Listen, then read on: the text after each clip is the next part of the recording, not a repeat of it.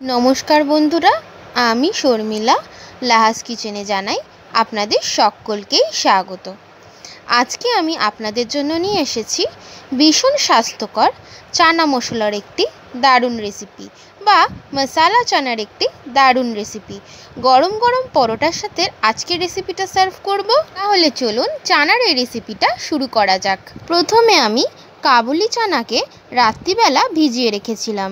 এরপর আমি নুন আর দুটো তেজপাতা দিয়ে কাবুলি চানাগুলো সেদ্ধ করে নিয়েছি। ওই সেদ্ধ চানার থেকেই কিছুটা চানা আমি একটি বাটির মধ্যে তুলে খুব ভালোভাবে হাতার সাহায্যে স্ম্যাশ করে রেখে দিলাম, এটা পরে কাজে লাগবে। এরপর আমি কড়াই গরম করে তাতে 3 চামচ মতো সর্ষের তেল দিয়ে তেল গরম করে হাফ চামচ জিরে ফোড়ন দিয়ে নিয়েছি।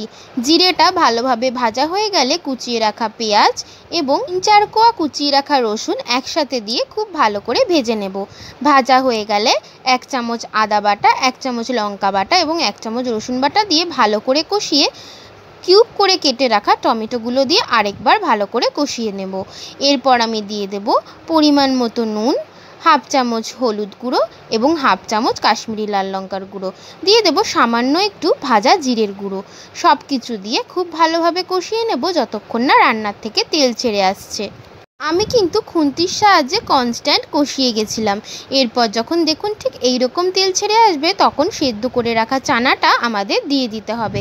চানাটা দিয়ে খুব ভালো করে নাড়াচাড়া করে নেব যাতে ফ্লেভারগুলো ঢুকে যায়। এরপর আমি স্ম্যাশ করে রাখা চানাটাও এর মধ্যে দিয়ে দেব। চানাটা দিয়ে কিন্তু ভালোভাবে কষিয়ে নিচ্ছি যতক্ষণ সব মশলার সাথে ছোলাগুলো মিশে যাচ্ছে। এরপর যখন সব মিশে যাবে পরিমাণ মতো জল দিয়ে আমি উপর থেকে ধনেপাতা কুচি ছড়িয়ে দিচ্ছি।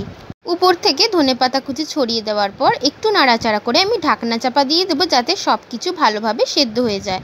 এরপর ঢাকনা খুলে যখন আমি দেখব সব সেদ্ধ হয়ে গেছে তখনই কিন্তু একদম রেডি আজকের আমাদের রেসিপি চানা মশালা বা মশালা চানা। উপর থেকে ফ্রেশ ক্রিম ছড়িয়ে গরম গরম সার্ভ করব আজকের আমাদের রেসিপি মশালা চানা। সার্ভিং ডিশের মধ্যে নিয়ে নেব পরোটা, মশালা চানা এবং উপর থেকে পেঁয়াজ দিয়ে গরম গরম সার্ভ করব আজকের রেসিপিটা। ভিডিওটা কেমন লাগলো অবশ্যই কিন্তু জানাবেন, আর ভিডিওটা ভালো লাগলে কিন্তু লাইক কমেন্ট শেয়ার করতে একদম ভুলবেন না। আজকের মতো এইরকমই আরও টেস্টি আর ডিলিশিয়াস রেসিপি দেখার জন্য কিন্তু সাবস্ক্রাইব করে নিতে হবে লাহাস কিচেন চ্যানেলকে। চ্যানেল সাবস্ক্রাইব করা কিন্তু ভীষণ সোজা। চলে যেতে হবে ইউটিউবে, সার্চ করে নিতে হবে লাহাস কিচেন চ্যানেলকে। চ্যানেল সার্চ করে অবশ্যই সাবস্ক্রাইব করে বেল নোটিফিকেশনকে কিন্তু অলে রেখে দিতে হবে। আর যে সকল বন্ধুরা এই ভিডিও ইউটিউব থেকেই দেখছেন তারাও কিন্তু ভিডিওটা লাইক করে অবশ্যই আমার এই ছোট্ট ইউটিউব চ্যানেলকে সাবস্ক্রাইব করে আমার এই পরিবারের সদস্য হয়ে যাবেন।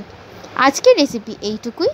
দেখা হচ্ছে আরেকটি কোনো আরও ভালো এবং আরও মজাদার রেসিপি নিয়ে। তাই সবাই কিন্তু খুব ভালো থাকবেন, সুস্থ থাকবেন। আজকের মতো আসি, টাটা।